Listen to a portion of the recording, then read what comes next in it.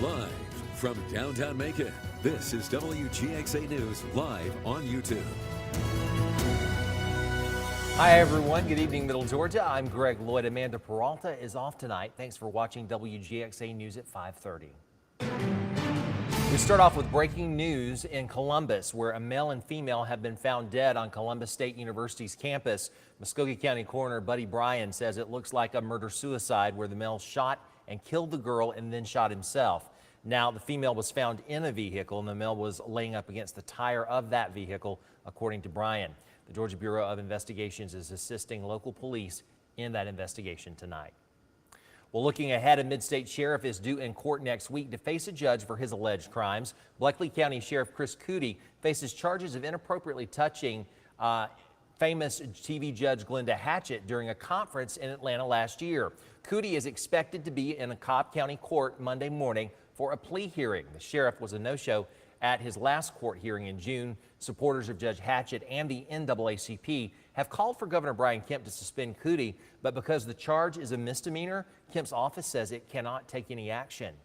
A contractor has been found guilty for stealing almost $200,000 from Cordial Metal Works. Carl Morey worked as a subcontractor and conspired with an employee to steal money from Cordial Metal Works between 2018 and 2020. Morey will be sentenced at a later date, while his co-defendant will be tried on the same charges in November. Middle Georgia authorities tonight are asking the public's help in finding two men wanted in separate investigations. Now, Monroe County investigators say LaRon Woodard is wanted for burglary, theft, by taking, and criminal damage to property. If you have information on his whereabouts, please call the Monroe County Sheriff's Office. Meanwhile, in Lawrence County, the Sheriff's Office, they are looking for Dustin King. King's wanted for aggravated assault. Should you spot him, call the Lawrence County Sheriff's Office. Well, new at 5:30, Baldwin County needs a new ambulance service. That's after Grady EMS says that they are not sticking around. Our Brianna Cook spent today with Baldwin County leaders as they make plans for new medical service there. She's live in Milledgeville. Brianna? Greg, they didn't come to a final decision on a new provider today, but they did come up with a deadline for provider proposals. 911 calls happen every single day across the country. When citizens are in need of medical assistance, ambulances are usually the first to get there. Grady Emergency Medical Services has been that provider for Baldwin County since 2015, but all that will change at the end of this year once their contract is up. In a meeting on Friday, Commissioner John Westmoreland said regardless of the outcome, Baldwin County citizens will continue to have EMS access. We're going to have an ambulance service here. Then let's make sure that if we're going to have that ambulance service, let's have the T's crossed and the I's dotted. Baldwin County Manager Carlos Tabar provided commissioners with three options: in-house ambulance service, a formal solicitation to request providers to submit proposals, or an informal solicitation. There are several counties across Middle Georgia who do in-house ambulance services. Monroe County is one, for example. Tabar says they were blindsided when Grady announced a non-renewal of the contract. An unpleasant surprise, because we were so happy with Grady EMS and the service that they're providing. As I'm sure you heard, fire and EMS is our highest ranked service in the county. They have the highest customer satisfaction ratings, and obviously we want to keep that. And that is our commitment to the residents. The contract is set to end December 31st of this year. Commissioner Sammy Hall says they will also be looking out for their current employees when providers do change. We want our current employees to be highly considered for employment if they choose to come here. I don't think we need to leave our employees just blowing in the wind. I don't know that we can force them to hire our employees, but we certainly want to encourage them to do that. In a statement issued to WGXA News, Grady EMS notified Baldwin County we will not be renewing our annual agreement to provide ambulance service. We are working closely with county leaders to ensure a seamless transition and will continue to provide service to Baldwin County until a new provider is in place.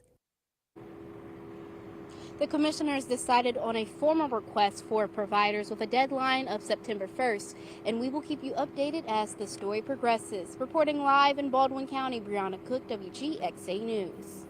All right, great work. Thank you, Brianna. And keeping an eye on your money, U.S. mortgage rates jumped over 7% today to their highest level in 21 years. Dee Gatton breaks down the data from housing market lender Freddie Mac and finds out where the numbers could go from here. While inflation has been coming down, the surge is a reflection of where we had seen inflation. According to housing experts, the average interest rate for a 30-year mortgage in the U.S. reached its highest level in 21 years, 7.09%. Just a year ago, that rate was 5.13%. Many elements go into how banks determine mortgage rates, and the Federal Reserve's rate is a major influence. It's very possible that in the short term, interest rates keep sneaking up a little more. We do hope by the end of the year that we're actually going to see interest rates in the 6% range. Unfortunately, I don't think that we're going to see 2 to 3% interest rates. And if we do see 2 to 3% interest rates, we should be looking around what's going on in the broader economy. But when we inevitably do move into a lower interest rate environment, there's going to be more competition in the marketplace. Experts expect buyers to come back. The question is, will there be enough property to meet the demand? Reporting for the National Desk, I'm Dee Gatton. Well, Friday night lights kick off once again for the first time this high school football season. Right now, our meteorologist Ryan Mirando is live at the Crawford County High School as they get ready to take on Ace. And Ryan, you say we should expect some more great football weather for this evening. Yeah, Greg, for August standards, it really couldn't get any better with the weather. It's clear, it's dry, and it's not overly humid. So coming out to any of the games tonight, if you can sit in the shade, it really will make a big difference. It's still hot, but not that bad. Notice here on satellite radar, if you pay very close attention, some of that lighter shading of gray that's moving through Georgia and the Carolinas, that's a front that's pushing through. That'll keep the humidity in check really for the next about 36 hours. Today, though, it is a little bit more humid than yesterday. It feels like temps in the mid-90s, feeling like 95 in Macon, 96 in Roberta, feels like 97 in Monticello, and 93 degrees in Vienna. So planning out your evening, if you're going to any of the football games, it will be hot, but really not too bad. 83 degrees at kickoff time, mostly sunny skies. At halftime, temperatures will cool into the mid-80s, and by the final play, temperatures will be into the upper 70s for another cool night. I'll talk more about what we can expect for next week. Looks like there could be a pretty big heat wave coming on once again, but why this one is a little bit different than the previous ones, all those details in your full forecast. Greg. All right, Ryan, thank you. And it's a great time to download the WGXA weather app to keep track of those Football Friday forecasts. Just scan the QR code on your screen to download the app to your smartphone or smart device. Ryan is back shortly with your full forecast. To local government, and 6 new automated speed cameras are coming to Bibb County schools. That decision was approved at yesterday's Board of Education meeting. Our Gloria Ruth Finney is live at Vineville Academy to tell us more about how you may be getting a ticket if you don't slow down. Gloria Ruth? Greg, these cameras will begin enforcing the speed limit an hour before school starts, all the way up until an hour past dismissal. The first citation will cost you $100, and each one after that will cost $150. Fines will go to funding local law enforcement or public safety initiatives. These 6 elementary schools will include Carter, Hartley, Hurd, Heritage, Springdale, and right here at Vineville Academy of the Arts. You can expect to see even more of these cameras popping up around the fall because several charter and public schools have agreed to use them as well. Reporting live in Macon, Gloria Ruth Finney, WGXA News. All right, great job, and thank you, Gloria Ruth. And members of Congress are feeling pressure from business owners to fix America's broken immigration system. Angela Brown reports this is happening as labor shortages persist.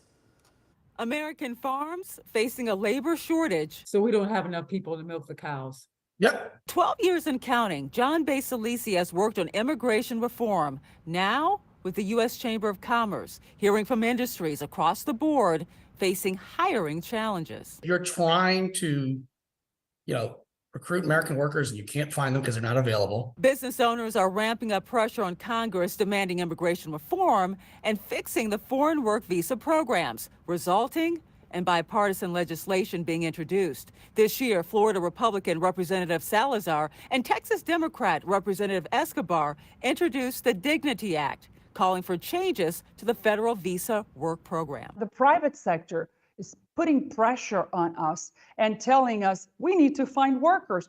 Otherwise, the #1 economy in the world will not continue being the #1 economy in the world because we will not be able to grow. Now the U.S. Chamber of Commerce, together with over 440 business associations from all 50 states, launching the Liberty Campaign, calling for secure borders and to fix the current temporary work visa programs. The inability to get workers, it hinders companies from expanding. There's a lot of companies that we talk to and say, listen, we would love to take on new work.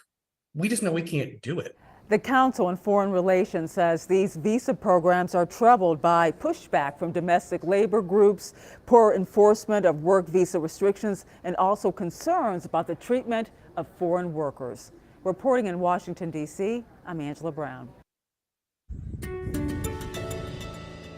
A big night for Friday night high school football. We're out here right now in Crawford County for the game from Crawford County High School against Ace, and the game begins at 7:30, but it's going to be pretty perfect weather for August standards. Very comfortable. The humidity is not too bad, but if you can find some shade, that'll really be your best option. For the weekend, we have one more moderate day to go before the heat and humidity begins to ramp back up. 96 tomorrow.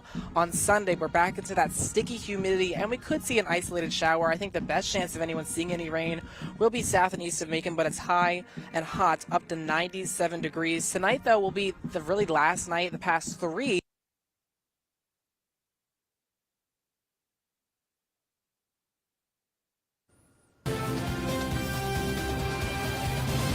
We apologize. We had some problems there with that live shot from Ryan. Well, it's that time of the week to get inspired by an athlete who's not only getting work done in sports, in the classroom, but also the community.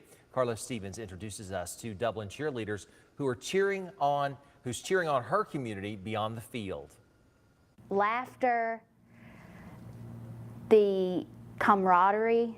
Those are just a few things cheerleading coach Gracie Brent says Shelby Ann Thrasher brings to people around her. That's not all she brings. Thrasher volunteers with Beta Club, helping the younger students in several ways. She also volunteers with her church. Most recently, she traveled on a mission trip to New Orleans, helping the elderly at a local nursing facility. Just honestly seeing them happy and smile, really, it brings me joy. But journalism teacher Whitley McLeod says there's even more that stands out with Thrasher's volunteer work. I really think my favorite quality about her is her ability to just genuinely adapt to any and every surrounding that she's in. And that ability has her involved with the fancy dance team as a dancer. Thrasher also represented her school this summer at the Georgia High School Association Leadership Conference, and the list goes on.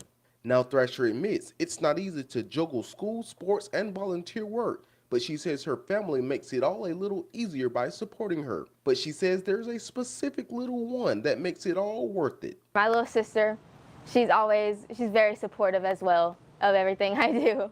That same support has Thrasher on her way to completing the cosmetology pathway program at her high school. She says she has big plans after completing all necessary courses. And then after that, I'm hoping to get my business degree and one day soon in the future, own my own salon. And while it comes as no surprise that Thrasher wants to continue being a servant leader in her future, McLeod says she's built for it. She's willing to do the hard things to make everything work.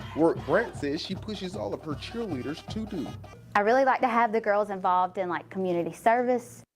And that's your game changer of the week. Congrats, Shelby Ann. Central Georgia, keep the nominations coming to all of my platforms. Reporting in Dublin, I'm Carlos Stevens, WGXA Sports. All right, thanks, Carlos. And last night, Howard took on Southwest in their first regular season game of high school football in Middle Georgia. They played at the Ed DeFleur Sports Complex in Macon. In the end, Howard took a convincing win, 42-6. They play Central next Thursday at home, while Southwest plays next Friday at Westside. Rutland Hurricanes also hit the gridiron last night against the Towers Titans. Rutland is starting the season strong in their first game with a 26-6 win. They play Hawkinsville Red Devils next Friday at home. And hey, Middle Georgia, we want to see your photos from this year's high school football season. Scan the QR code on your screen to share your favorite football player. You might even catch them right here on your TV. And high school football, of course, is back, so get ready to feel the Friday night frenzy. Tune in to the Blitz tonight at 11:15 here on ABC 16 to catch the electrifying action as Middle Georgia's high school football teams light up the field. Touchdowns, tackles, triumphs await It's a blitz you don't want to miss, so get your game on and only on the Blitz with Carlos Stevens Friday night at 11:15 right here on ABC 16. All right, back to weather now. My camera was being too relatable. I wanted to take a little nap, but we have work to do and we've got weather to report. It's going to be pretty spectacular tonight. We'll start where we did last time for the weekend planner. Tomorrow is really our last moderate day with pretty comfortable humidity, not too bad, up to 96 degrees. But Sunday, we're back into the sticky air mass, and we could see an isolated shower. I think the best chance of seeing any storms will be south and east of Macon, but it'll be hot, up to 97. And tonight will be the third night in a row where temperatures actually drop down in the mid-60s, the coolest nights we've had in over 2 months since the beginning of June. But today, it is very seasonable, up to 92 right now in Macon, 91 in Roberta, 90 degrees in Eastman, and 91 in Mount Vernon. When you factor in the humidity, though, it's a touch more humid than yesterday, rather than feels like temperatures in the low 90s. They're generally in the mid 90s at this point. Feels like 95 in Macon, 97 in Forsyth, 93 in Hawkinsville, and 93 degrees. That feels like temperature in Mount Vernon. And tomorrow's a day like today. That feels like temps again in the mid 90s. But on Sunday, it really begins to ramp back up into the triple digits. On Monday, we could get a little bit of a break, but still going to be very hot. And Tuesday and Wednesday, we could be potentially getting back up towards that dangerous range with feels like temps above 105. But what's different about this heat wave is the humidity is not going to be off the charts. It's really about the air temperatures. On Monday, we're up to 98. Tuesday and Wednesday, near record warmth with temperatures in the triple digits. Thursday, still hot. And even next Friday, I think we still have another good shot of hitting 100 degrees. So rather than the humidity being out of control, the air temperatures will be extremely high. And it's all thanks to this heat dome. It is really going to suppress any thunderstorm activity. We really could see an isolated shower on Sunday, not a lot of rain. And all of next week looks to be almost completely dry. So not going to have a lot of relief of any storms, but it is going to be very hot under all of this sunshine. So in your 10-day forecast, one more moderate day with dew points in the 60s, so a bit humid but not sweltering, up to 96 tomorrow. Sunday, we're back towards that sticky air mass with a few isolated showers around 97. Monday, we're heating things up to 98 degrees. Tuesday and Wednesday, though, very hot. I think Wednesday will be the hottest day, near record warmth, up to 101. Next Thursday, still hot, mostly sunny, 99. And Friday, more sweltering heat, potentially another 100-degree day. So here's your Harrison's Body Shop Fishing Game forecast. Peaks at 5 a.m. and 4:40 p.m. Well, WGXA is proud to help Middle Georgia families struggling with diaper access this summer. As a part of our local Sinclair Cares initiative, we are hosting our summer diaper drive to help out local families. You can make a difference by scanning the QR code on your screen to make a financial donation, or you can head to one of the 7 donation bins found at Kroger locations across Middle Georgia and Vineville Baptist Church to drop off diapers. All proceeds will stay local and benefit the Colby Center right here in Macon. Good afternoon, everyone. I'm Gary Thigpen, and I'm here again today at Jones County Animal Services here in Jones County. I'm joined again today with Jennifer and also Jacqueline. And guess who we have to tell you about today? Today we have Spot. Look at that beautiful face on Spot. He is a bulldog mix. He's around 4 or 5 months of age. Very playful. Very sweet too. He loves to talk to you. You can talk with him, and he'll just talk all day long back to you. Look how sweet he is. Recently, Jackie was able to teach him how to sit and shake, so he's learning to do that. He's a good boy. He is. Look how sweet and how calm he is. He's cat friendly. Oh, cat friendly. That's a deal breaker right there for many people. So you saw he was full of energy at first, so he'd be good with the kids. But look at this, how calm and sweet he is now. So Jennifer, if someone would like to adopt Spot, how would they do that? Come to our office, which is located at 1015 Monticello Highway, and we will get all the paperwork set and get him in his new home. He would love to have one. He would love to have one. He deserves to get one. So let's go ahead and take care of that today. Let's find Spot a really good home. Thank you, Jennifer and Jacqueline. Thank you. Well, get ready to feel the groove. Middle Georgia Making Pops is opening up a brand new season of concerts in style tonight. Now, artists will be taking you back in time and getting you out of your seat with Motown classics. They'll take the stage inside Hawkins Arena at Mercer University. The group promises to deliver rhythm, soulful melodies, and electrifying performances that everyone can enjoy. Well, Middle Georgia's Black-owned businesses are collaborating this weekend to highlight our region. Now, the first ever Black Business and Community Expo is designed to give minority businesses from all over the Mid-State the chance to increase their economic knowledge and work on networking. The theme is Together We Rise. Primary sponsors, Central Georgia Coalition of Black Businesses and Macon Middle Georgia Black Pages, say it shows how it takes everyone to build up a strong and healthy community. Now, the expo starts tomorrow morning at the Macon Coliseum. After things wrap up, there's an after party tomorrow night at 7 o'clock. So wonderful things going on in our community. A lot of fun, from entertainment to the businesses supporting each other, and glad to be here, and a great time to be in Middle Georgia. Football on top of all of that. Well, that's going to do it for WGXA News at 5:30. We invite you to like and subscribe to our YouTube page, and we also invite you to join us over on ABC 16 at 6. From all of us here, have a great night.